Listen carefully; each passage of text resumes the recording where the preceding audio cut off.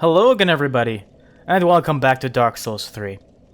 Last time we explored the exterior of the Cathedral of the Deep, and this time we're just gonna, be inside it for the most part at least.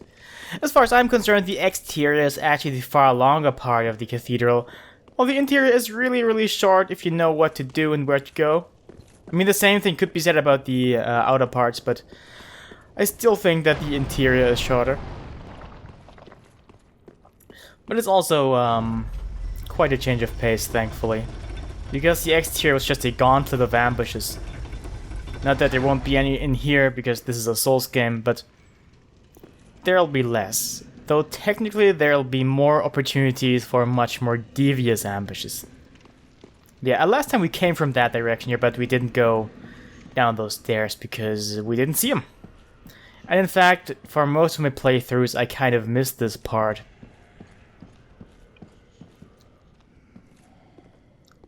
Alright, still using the Zweihänder, just letting you know, because...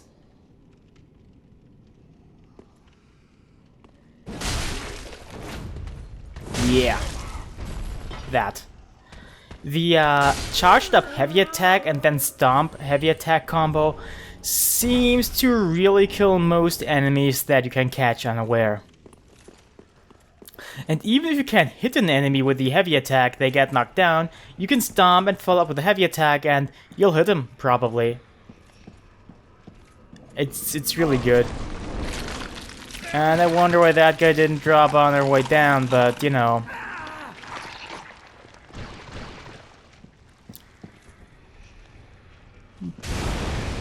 As long as we have fire, those aren't any trouble.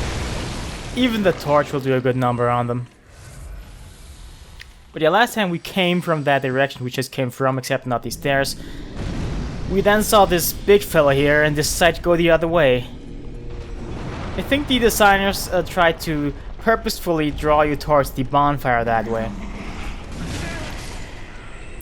Because you probably don't want to deal with an opponent that big after that long stretch that it took you to get here. And as you can see, the best way to deal with this guy is just run. It's actually safer to just run and not pick up any items, because he won't even be able to attack you that way.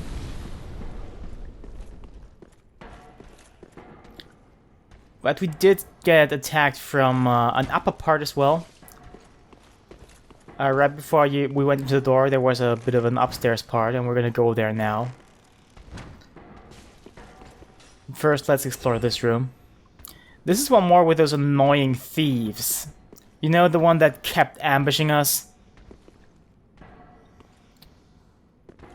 But I don't want to deal with that anymore. I'm done with them forever. They will never bother me ever again in any part of the game.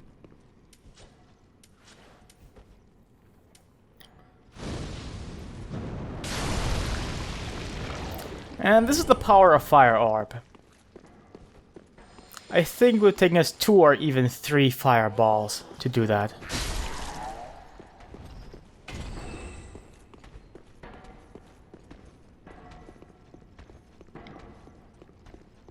And from the clanking we can hear, we can tell that there's an evangelist nearby. They always make this very noticeable clanking sound with their staff, or mace, or whatever it is. Kind of makes them feel more threatening that they announce their presence in such a way. The fact that it just completely botched my ambush on her, just... you know, that's just me being dumb. And again, the heavy attack and stomp combo. If you're willing to eat a hit, you can just, stomp and heavy attack, because after a stomp, your heavy attack will have a lot of hyper armor on it, and you most likely won't be interrupted.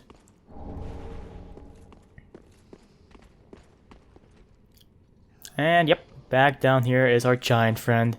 In case you're wondering if we'll be able to fight him at some point, then the answer is yes, of course we are.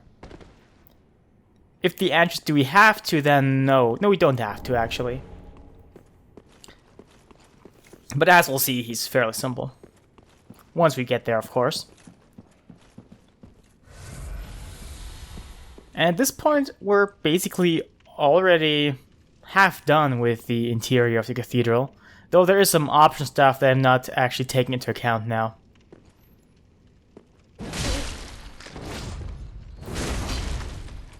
Doing a stomp plus heavy attack against this guy here was probably not really necessary. And doing it with him now that he can attack us is probably still very dangerous because he hits really hard, as do all mimics. And they also have a chance to grab you, so it's best to just not do anything fancy. The way I've beat them so far is just stay really close to them and circle them counterclockwise, and dodge if I feel that the attack would hit me. But that wasn't necessary, thankfully. Now we get introduced to another enemy type that we will have to fight in the cathedral. They are very similar to the Lothric Knights that we fought in the High Wall of Lothric. Only that guy is wielding a mace and slightly fancier armor. But you can still either use the weapon art of a straight sword or some few great swords, or your kick to actually take care of his shield.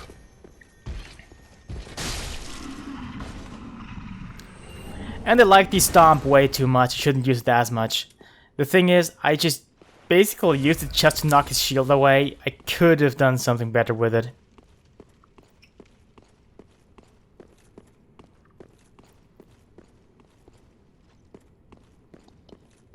Yeah, that's not scary at all.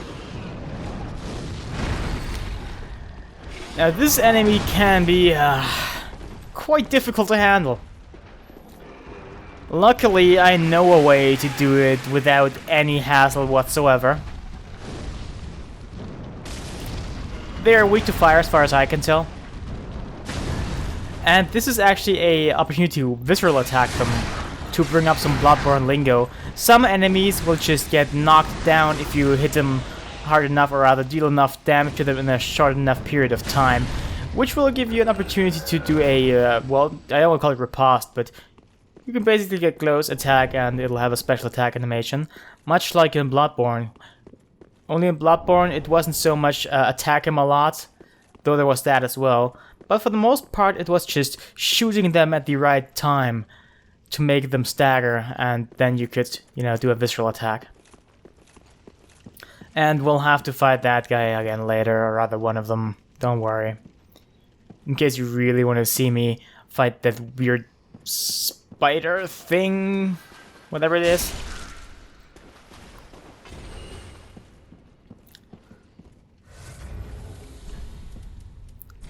I'm just popping an amber here. Not because I want some extra health, but because there's an NPC invasion here. Against a familiar face, actually. Let's just wait for him. Any second now. Yeah, there he is. He is called Longfinger Kirk here. But you might know him better under his name from Dark Souls 1, Kirk, Knight of Thorns. He was a recurring invader there. And here he, unless I'm misremembering something, only shows up here in this part. A bit of fan service, if you will. A few of the invasions actually just are fan service. His Covenant is the Rosaria's Fingers, which is this game's just straight up PvP Covenant, the Red Phantom one. Though, as with all the Red Phantom Covenants, you can be a Red Phantom without being part of the Covenant.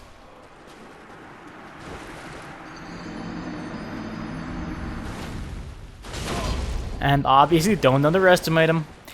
He can make you bleed, by the way, which takes off a large chunk of your health if the meter builds up.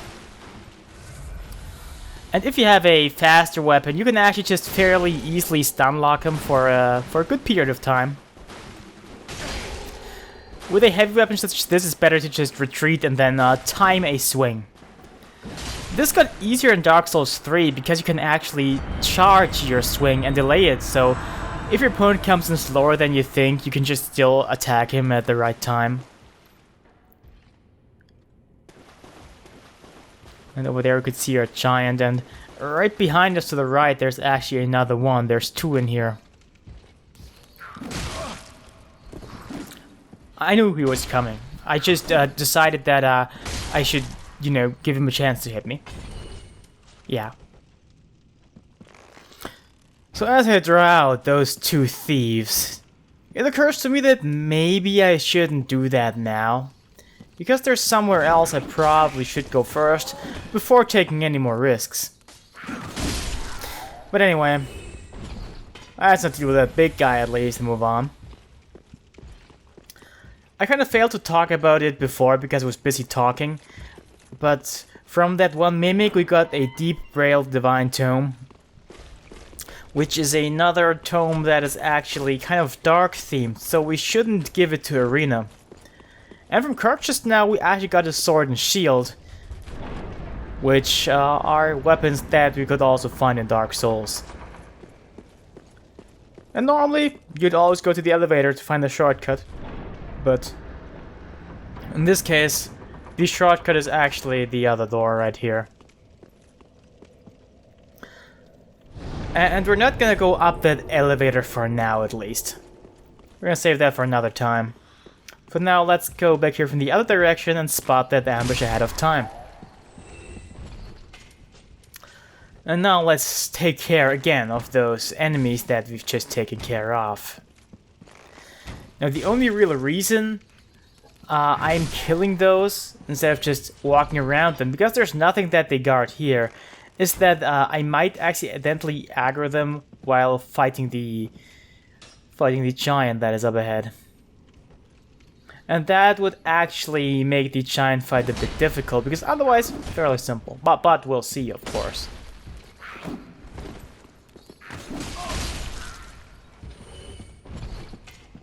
Now to that big guy. We fought him before. I said they were quite similar to the Lothric guys, but they actually do have some additional skills as well. They can cast some magic, some miracles. But they rarely do so, at least those don't. There's others also in this area who will do it much more frequently. As far as I can tell, they are pretty much the same though. And yeah, that guy got actually poisoned by that guy that just spits poison at us. The statue in the wall. So thankfully those environmental hazards also apply to enemies. But now he's actually buffed himself. Again, I think other knights in this area do this much more frequently. Now if you hit something with a mace, there will be a small light on the ground and it'll explode after a few seconds. And this is the one guy, that one thief. This is the guy I should have taken care of instead of those other guys. Yeah, see those lights in the ground? Yep, that's what they do. And you need to kick them twice to actually make their shield drop. But it's fairly easy to do so, because they won't really react to you kicking the shield for the first time. So if you notice that it's not budging, just kick it again and it'll be gone. And they're actually called Cathedral Knights, by the way, because they're in the, you know, Cathedral of the Deep. A much easier way to do this would be just go the other way around, kill that one thief in the middle, and then wait for those two thieves and the Cathedral Knight to just patrol away and pick up that item, if you really want it. Now for that giant. Now there's a lot of intricate strategy involved. If you fought the last giant from Dark Souls 2, then you're more than fit to take care of that guy. Because this is much easier. Just stay near his feet. A lot of the time he won't even do anything that can damage you, like so far he didn't actually. Just stay close. And watch his feet. He'll sometimes stomp. If you notice if he's going up, just step away and you're gonna be safe. Aside from that, just attack him over and over till he drops.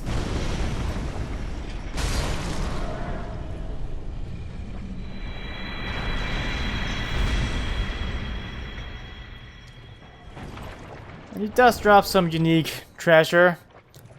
Titanite shard and a dung pie.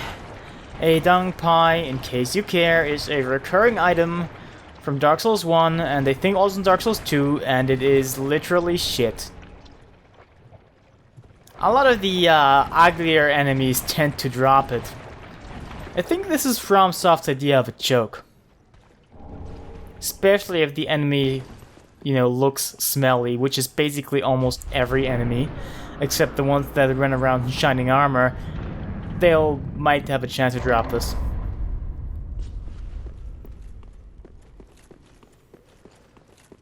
But now we actually do get to enter another part of the exterior of the church, or rather the cathedral. Well, there's nothing much here except this one item and a admittedly nice view of the bridge. We might check out the Saint's Bident at some point, I'm not sure. It's pretty much a spear, and it I'm not sure if it actually does magic damage or lightning damage, but it does, I think, scale with faith, or at least require faith to use. But it's most certainly a weapon that you're supposed to consider if you're going down the faith route. Which I'm not sure about anymore in our case, at least not for a while. We might save that for when we can respec, and due to the way that one of the side quests in this game works, I will save the unlocking of the respec for a while, though we will be able to see how to respec in the next video, actually, spoilers. And right there at the end of this room is a lever. There is another one where we came from, actually, to raise that other wall thing there. Another one of those, basically. But as far as I can tell, they're useless. I mean, I think you're supposed to draw the giants to there and then make him, you know, not being able to follow you anymore, pretty much. Just that's it. And I see no reason to do that, though, because they're so simple up close. Even if you have a ton of slime surrounding them.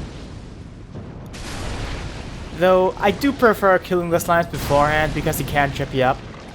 Because they are solid, you cannot just walk through them. And you can barely see them in the muck down there.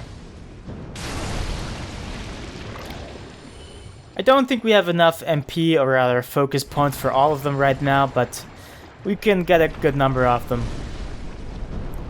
Even with a giant awake, as long as they focus on it, I'll just take care of him. And the giant can actually kill him too. But the giant does not one-shot them with any of his attacks as far as I'm aware. But he can damage them at least. Which is worth something. You can just basically make him kill all of these slimes here. If you really, really want to, and really want to bait his attacks, and want to be careful and all that stuff. But I mean, it's kind of good for a Souls game to play more methodical and carefully. And I do that to some extent, but I'm probably way more aggressive than some other people. Okay, now that we killed him, we get another large Titanite shard as well as a dung pie. Nice. But we also get the Drang set. Rather, one single part of each of those corpses of the Drang, you know, set. Savvy viewers might have noticed from that image we just saw of the torso piece that it is in fact the Llewellyn set from Dark Souls 2, which is a set that can be found in Drang Lake, and supposedly is worn by some order of knights in Drang Lake, which is why it's called the Drang set, I assume. It's one of the things where Drang Lake is far enough in the past that its name has kind of been forgotten, so they don't really say it right anymore. And here we have the Greatsword variant of the Cathedral Knight. It is basically an honorable duel to some extent here, because we also wield a pretty huge sword. But this is a pretty bad spot to fight him in. Honestly, what I should have done is I should have just, you know, remained upstairs. Because I could do much better at dodging over there than here on the stairs, where my height will also kind of change, and if you're on the lower ground you have the advantage actually, which I think is different in real world battles, but In Dark Souls, you certainly have the advantage in lower ground, so you want to stay there, but if I stay there, I'll eventually be cornered, so not possible. But up here, it would have been an even playing field. And you might notice another knight there on one of the benches. As long as you don't attack him, he won't actually attack you either. One thing to take note of, though, is that if you do attack him once and destroy his bench, if you rest at a bonfire, the bench will still be destroyed, and he will be aggro immediately. So if you really, really, really want to, you know, make him, or rather de-aggro him again, for whatever reason, you need to quit and reload the area. Or rather, quitting and reloading won't work, you just have to basically teleport out and back in.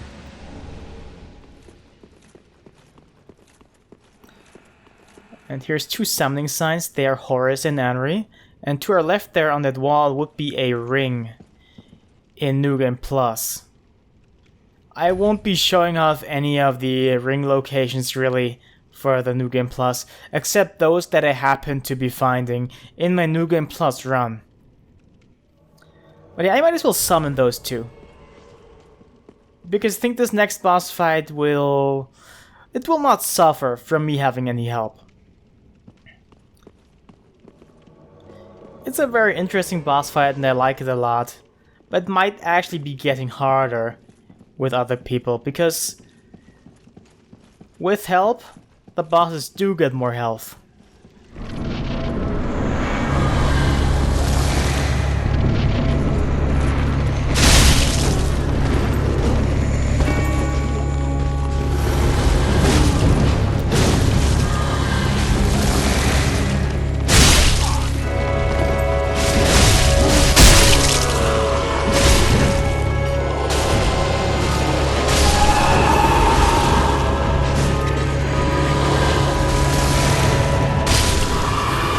The Deacons of the Deep are a mob boss done right.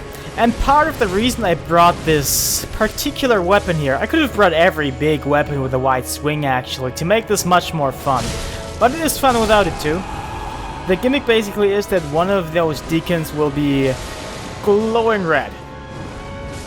That's the one you need to attack to actually damage the health bar. Meanwhile, if you wanted, you could just attack all the others as well. This is a fairly simple fight, to be honest. It's fairly easy, but again, this is a mob boss done right. I barely remember the Magus and the Congregation from Dark Souls 2, because that fight just... it plain sucked. I don't know how else to say it. It was just a couple normal enemies in a room. But anyway, now the fight has changed a bit, as you can tell. The red glowing one is no longer changing. It's always the same now. This is now the Archdeacon. And he's the guy we actually have to attack for the remainder of the fight. And if you notice your curse meter going up down there, you know, you need to look out for the enemies that actually try to curse you. You'll be able to tell they have their staffs held up and there will be darkness coming from there as well. This is something that sometimes doesn't even happen. Like, a lot of the time you fight them, they won't even be able to curse you. But on the first try, they actually did manage to curse me, just didn't notice that my meter was pulling up. Aside from that, there's not really much I can say in terms of strategy. Just basically attack the guy, maneuver around the ones that are not supposed to be killed, or rather you can kill them still, but that are not the boss themselves, and then attack the boss. We do get the small doll too. It won't be important for a while though. We can see a lot of blood splatters due to our fighting here. And up there we can actually see a lot of those deacons, or statues of deacons. And this is supposed to be Aldrich's coffin actually. Alright, anyway. Next time around, we're gonna explore the rest of the cathedral. There's some optional stuff to go. But for now, I'll call it a day. So, see you next time.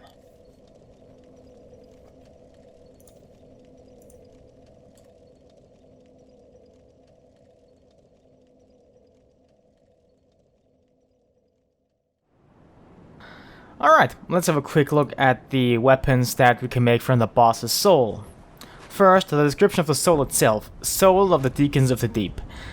After Aldrich left for the Boreal Valley, Archdeacon Royce remained in the cathedral with the high priests to keep eternal watch over the master's coffin. So we know where, Aldrich left. And we also know that the guy who guarded it, like the Archdeacon, was called Royce. And the first thing we can make of this thing is the Cleric's Candlestick. The description goes as follows. Candlestick used as both sword and catalyst, used for worship by the Deacons of the Deep. The Deacons, under the guidance of Archdeacon MacDonald, became both clergymen and sorcerers. The skill's Guiding Light, which has the same effect as a miracle of, I believe, the same name. It just, shows a bit more messages. They were created by the developers. Now, most importantly about this weapon, you need to consider, if you see the damage it does, that this is actually New Game Plus, and the weapon is completely unupgraded, so naturally it won't really do much.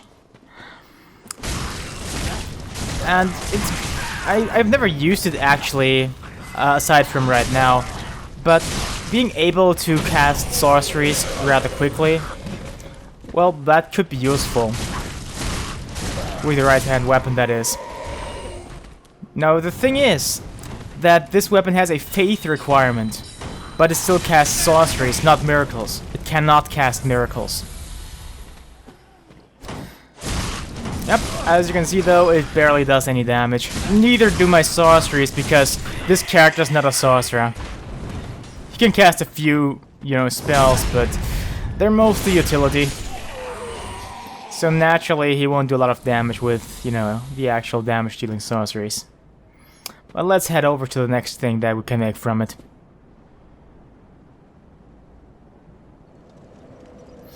This next one is actually a spell, not a weapon, though you could weaponize a spell, I guess, especially as a damage-dealing one like this one. The description is as follows. Sorcery of Archdeacon Royce and his deacons, said to have been imparted to him by MacDonald of the Boreal Valley. Fires dark soul dregs. Souls which swell from the deep pursue their target, drawn towards life. Now, as the description implies, these projectiles it fires, they actually home in on enemies. Now, opposed to the Candlestick, which was a New Game Plus unupgraded, this is actually a spell cast by a spellcaster on regular New Game. It's not very powerful, but, with endgame stuff, this actually works out quite well here. You can barely see that it homes in, but it does home in. But the thing is, while it doesn't do a lot of damage, it requires relatively little focus, so it's a spell that can be spammed fairly easily. However, it's also dodged easily, especially in PvP because the projectile is so slow. So it's probably not good for that, but again, you need to keep in mind that I don't really know anything about PvP. And let's whack it with a staff. Yep. But hey, that's all that we can actually make of the soul, so see you next time.